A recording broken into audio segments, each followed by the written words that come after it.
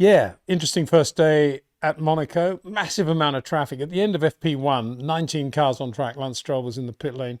19 cars on track. And the problem is, at that point, nobody was doing long runs. Everybody was trying different compounds, which inevitably means quick lap, slow lap, quick lap, slow lap. And so trying to get a free lap, almost impossible around Monaco. Having said that, trending Charles Leclerc quickest in both sessions, despite dramas very early on in FP1, almost before the thing had begun. He ran into the back of a wayward Lance Stroll going into the station hairpin, the very, very tight left-handed. I still call it the station hairpin because that's what it used to be.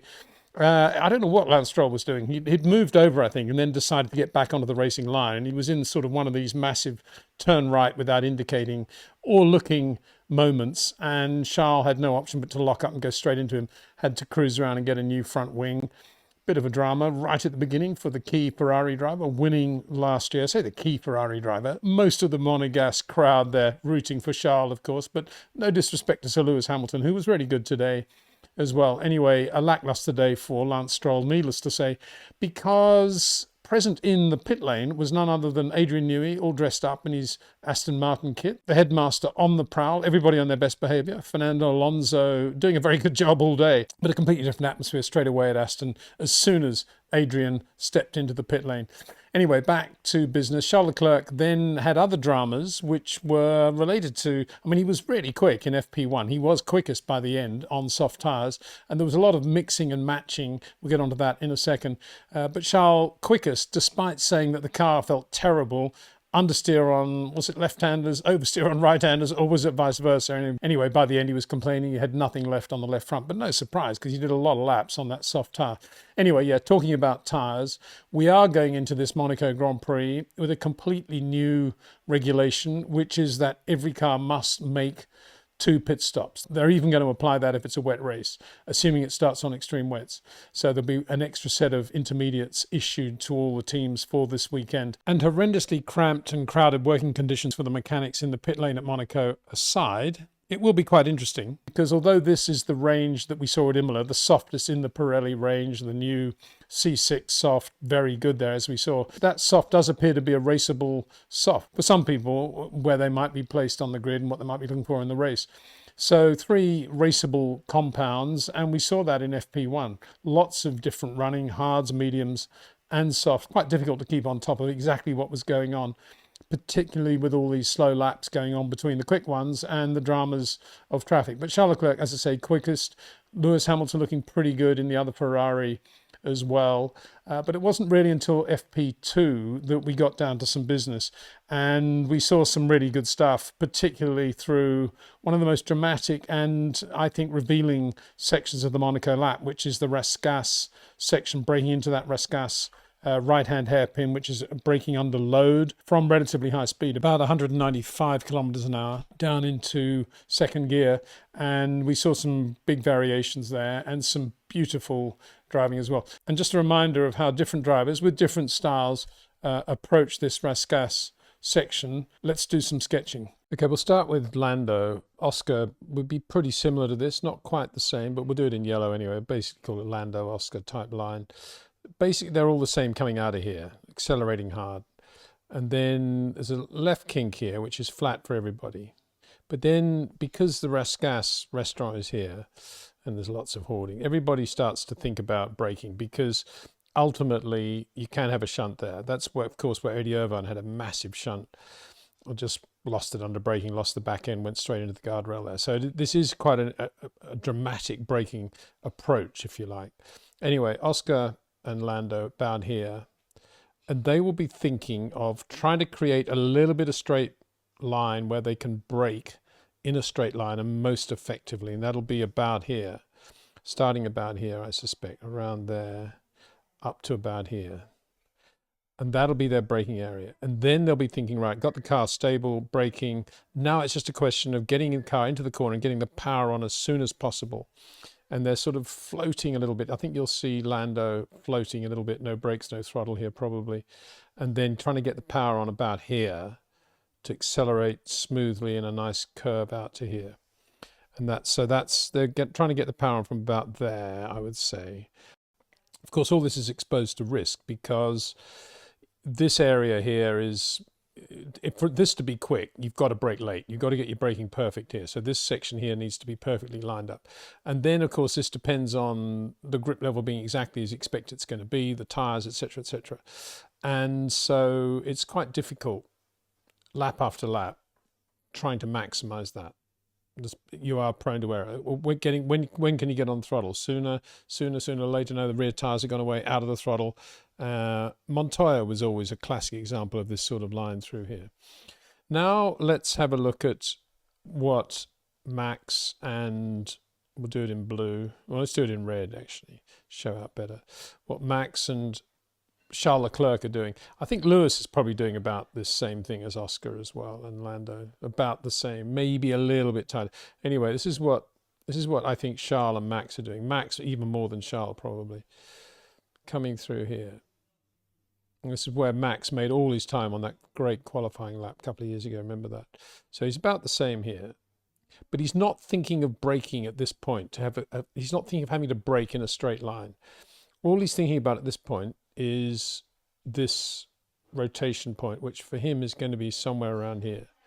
So he's thinking about braking down into the rotation point and using as little road as he needs to in order to do that. So he's going to be doing about that sort of thing. Not that early, about there. And that's you say, well, why isn't Lando going to do that? Well, because to do that, you've got to have unbelievable feel for the front end of the car. And he's probably not going to be braking for that until about there. So he's probably going to be braking later than Lando. But he's going to be much slower right here because this is rotation point, whereas Lando's already on the power. Lando's already on the power here. Max is just rotating at that point. So that's where the difference is. And so he will gain all his speed. For once, he'll gain his speed, not necessarily by braking later, because he's actually braking into a later point. But actually, in comparison with Lando, he will be braking later. It's just that he's braking already with load on the car. And to do that, you've got to have incredible feel for the front and how you are going to balance the front against steering, against brake retardation, and then coming out of the brake pedal pressure at exactly the right weight to get the weight transfer perfect for what he wants to do at rotation. And that's what he does. So he's quite slow at the rotation point. It's just got to get away. But then when he's rotated, he's absolutely dead straight. He can just hammer the throttle and just be absolutely perfect, which is why you don't see Max very often with oversteer coming out of here, because he's just got the car dead straight. Whereas the guys that come in wider are constantly fighting the rear of the car with throttle, and then again to get oversteer. So FP2 was really when the music began this weekend for Monaco, and just looking at the time, Charles Leclerc quickest again. Very, very good run by Charles. He just seemed to be on it, just driving like Charles Leclerc, looking like a winner already of the Monaco Grand Prix in what looks to be a very good Ferrari. As I said to Cameron earlier this week when we did a live chat, I wouldn't be at all surprised to see the Ferraris going well at Monaco. Traction's never really been one of their problems. They've had lots of other issues, but these two guys were never going to be slow around Monaco in that car. So Charles Leclerc was quickest. Oscar Piastri, who had a dramatic FP2 because he outbraked himself going to Sainte Devote early in the session, took the nose off the car, which then effectively limited the amount of running he was going to do with fuel in the car towards the end. But he still did a good job to be P2. Lewis Hamilton, third quickest for Ferrari, running different setups, different tyres at various stages as well. So very good teamwork there. Got to say that about Ferrari after all the criticism we've been giving them recently. Lando Norris, fourth, looking clean and fast and looking as if he's pacing his weekend. I thought it looked very good today, even though he's only P4. Liam Lawson, who P5, no real surprise there in a way, because he's a wide turn-in, oversteery driver, good car control. Providing he drives within himself, he's always going to be quick around a circuit like Monaco. But more significantly, I think Isaac Hadjar hit the wall twice in FP2. Once on the apex going into the chicane with the left rear, which was ungainly, clumsy. Hitting an apex at Monaco it's not as good as hitting an exit, is it? If you're hitting an exit, it means you're running out of road. An apex is what? Bad judgment. Anyway, he hit the apex, and then he did do more of a classic Monaco a little bit later on, running wide out of Sainte Devote and hit the left rear, which is okay, but then it bounced the left front into the guardrail, which then bent the front suspension on the car. So I've often said, for those that want to go back years and years and years on this channel, I've often said that within a team, if one of the teammates at Monaco early on has an issue, hits a wall or does something like that, it usually lifts the other driver quite dramatically. And that's why I say I think Lando's looking quite good. He didn't overreact to Oscar making that mistake. He just kept his calm, but this will be good momentum for him. But equally for Liam Lawson, it was kind of, yeah, okay, Isaac Hadjar can make mistakes, and here I am doing a good job. So yeah, I think there was a little bit of that psychology in that as well. Fernando Alonso continued to look good in the Aston Martin on light fuel anyway. The Williams's Kimi Antonelli, not bad at all. Actually quicker than George Russell. Again, shouldn't read too much into it, because in terms of the quick laps they were doing on light fuel, just trying to get the car set up, the odds of getting the right setup at exactly the moment when you got a free-ish lap were 1,000,000,000 to 1, really. So shouldn't read too much into that. Kimi Antonelli also had an issue right at the end of FP1 when he hit the guardrail on the inside. He was going into Casino Square, top of the hill, looked pretty good, a little bit tentative, as I'd been saying, in terms of fast, medium speed corners, and this is a quick bit of road, and it looked like it just got the better of him in terms of just his initial turn in, and then the second part, he hit the guardrail on the left. Again, a bit of a clunky, apexy incident rather than running wide or anything like that. But he recovered well from that and looked pretty good when he got into a rhythm in FP2. Kimi Antonelli, a little bit quicker than George Russell, who was not able to match free laps with decent setup and decent position for the tyres. And then finally Max Verstappen, who was a similar thing, looked very good when he was out. Very, very good. And right at the end, as we'll see now, if we go to the fuel runs, you'll see how good he was on fuel. So underestimate Max at this point at your peril. I don't think anybody is, but the reality is that Max was very, very good with fuel in the car right at the end of FP2. Charles Leclerc, who was on the hard tyre, as I say, there's a bit of a mix and match there. You can see how quick he was on that hard tyre on the Ferrari, just getting more and more speed out of it, really, finishing with a 13.9 and a 14.9 his last two laps, but very consistent given, well, got to say here, when everybody's out with fuel in the car and they're doing long runs, Monaco and Formula One looks much better because traffic isn't anything like as much of a problem, even though everybody's on track. Basically, everybody's on quick laps all the time. Maybe we should have a new rule. If you go out, you can't do slow laps anymore. That'd be interesting from Pirelli's point of view, wouldn't it? I think that's, thinking about it, that's one of the issues, isn't it? It's why we have so many dramas in traffic, is because these tyres, when you're doing short runs, you can only get one lap and then you have to slow down again. And that's the cause of it all. Look at that. You know, when everybody's out with fuel in the car, they're all doing consistent laps. Very few slow laps in the middle of any of those. Oscar Piastri, as I say, didn't really do any runs because of that earlier front wing thing, put him on the back foot. Lewis Hamilton was on the medium tyre, not as quick as Charles, as you can see there. Interesting, isn't it? Charles on the hard, Lewis on the medium, and the hard tyre's quicker. Maybe Charles, maybe that's the performance of the Pirellis. Everybody else will be thinking, wow, that's good news for us in terms of not having used the hard tyre, because it looks like a mega race tyre at this point already. Lando Norris, 14.6, 14.7, 14.2, 14.2 the quickest. You could say not brilliantly quick, but having said that, very, very good rhythm. And yeah, again, discount him at your peril at this stage. I thought he looked very good today. The way he was driving, he was slightly earlier into every corner than Oscar Piastri, slightly less oversteer, using the tyres less, asking less of the car, and just looked very neat and tidy, I thought. Fernando Alonso, for all his pace on light fuel, not particularly quick in the Aston Martin with heavy fuel, and getting quite wound up in FP2. What was he wound? Oh yeah, he was wound up. He said it was very disconcerting. Keep following cars that kept straight lining the chicane down on the waterfront because they're just braking a little bit too late or whatever. And he found it very difficult following cars that kept doing that all the time, and they shouldn't be allowed to do that ad nauseum. Thanks, Fernando. Actually, I think he's probably quite right. You know, the racetrack's the racetrack. You start doing that too much, you get a penalty. Yeah. And then finally, Max Verstappen. I was raving earlier about his performance on heavy fuel. Look at that. He actually had a big moment, which I haven't put in there. It was like a 2-minute lap. When he went into, it was when Nico Rosberg went off, supposedly, when he got the pole for Monaco, secured the pole for Monaco when he and Lewis are at Merck, down into Mirabeau. It was quite odd, really. He turned in and then he just turned left and just went down the escape road. Took a while to find reverse. and then didn't come into the pits, kept going round and round, and then did 16-0, 15-2, 14-4, 13-9 right at the end. Just like, as I say, nobody really noticing. It was checkered flag time, I don't think. But look at that. That looks really good to me. And so don't read anything about him being only P10 today. So getting back to what I was talking about earlier with the sketching and Rascasse and the difference between Charles and Max, and say Oscar and Lando, and putting a bit of Lewis in there as well. Interesting to see the minimum speeds at the end of that, when they're all on quick laps with fuel in the cars. In other words, about the same time they're out. As predicted, Lando Norris, minimum speed in Rascasse, 60 kilometers an hour. That's right in the middle of the corner, what we would call his apex. But the transition point, minimum speed for Charles Leclerc, 57. Exactly what I said. Driving the way he does with early turn in like that and the speed he gains going in, he has to sacrifice that somewhere, and it is on that transfer. It's that rotation of the car.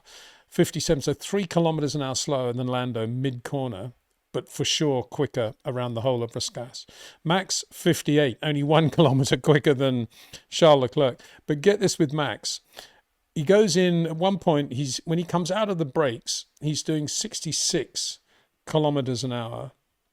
And he slows right down to 60 kilometers an hour with no brakes or throttle, just lets the car do all the scrubbing of the speed, and he's got cornering load on it at that point. That's exactly what he's doing. Absolutely classic Max Verstappen, just getting everything settled, perfect weight transfer, giving him the straight exit that he wants out of the corner. Lewis Hamilton, 61, so of the list there, quickest. George Russell even quicker, 63. Now, a lot of people would say, yeah, George, 63 minimum speed, Lewis, 61. I say, in reality, that's not a good thing. I think the lower the minimum speed, the more indicative it is that they're getting the rotation point absolutely right, within reason. Obviously, you're going to get some colapintos at the back going quite slowly in the middle there as well, but that won't be because of the rotation point they're doing. And Kimi Antonelli, 60 as well, same as Lando Norris, not as slow as Max or Charles, but getting there. It's funny, isn't it, to be talking that way.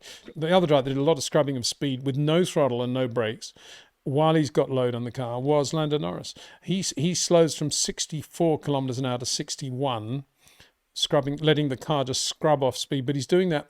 The reason he's not losing as much as Max is because he's doing it more in a straight line, whereas Max has got a lot of load on the car at that point because he's getting in earlier to the corner.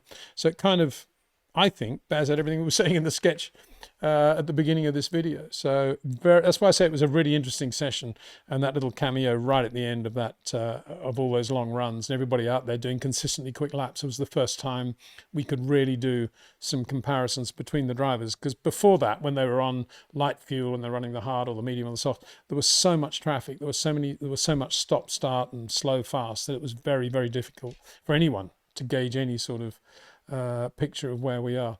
Before we go, a quick look at this limited edition Lotus 98T Renault timepiece from REC Watches, handcrafted from actual materials used in 98T Chassis 4, the car that Ayrton Senna drove to victory in '86 in both Spain and Detroit. Here's John Player Team Lotus in a crowded Monaco pit lane that year, bit different to 2025, with Steve Hallam in the foreground talking tyres with Clive Hicks and Bob Dance, and Gerard Ducreux centre having a natter with Bruno from Renault.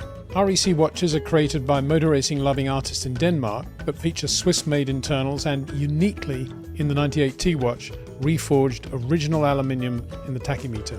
If you wear this timepiece, you're not only wearing precision engineering, but also a slice of immortal racing heritage. So that was Friday at Monaco. Roll on Saturday and Sunday. They predicted thunderstorms when I was looking at the forecast yesterday for Saturday, but that seems to have gone away now. But it is changeable. It's frontal rain there, of course, with the mountains and so forth. So anything can happen in that part of southern France or Monte Carlo. Monte Carlo's in Monaco, isn't it? Or is it other? No, Monte Carlo in Monaco, that's right. So anything can happen there. And it would be interesting, of course, if it was a wet qualifying session, wouldn't it? It'd be very interesting. Anyway, that's the pattern. If it is wet, that's the pattern of what they're going to be doing in the dry. And at the moment, it looks as if Sunday, come what may, is going to be a dry race. That's the prediction. Big thanks to Jetcraft, to Track Ninja, to OEM Exclusive, and of course to REC Watches. To you, the viewer, see you tomorrow.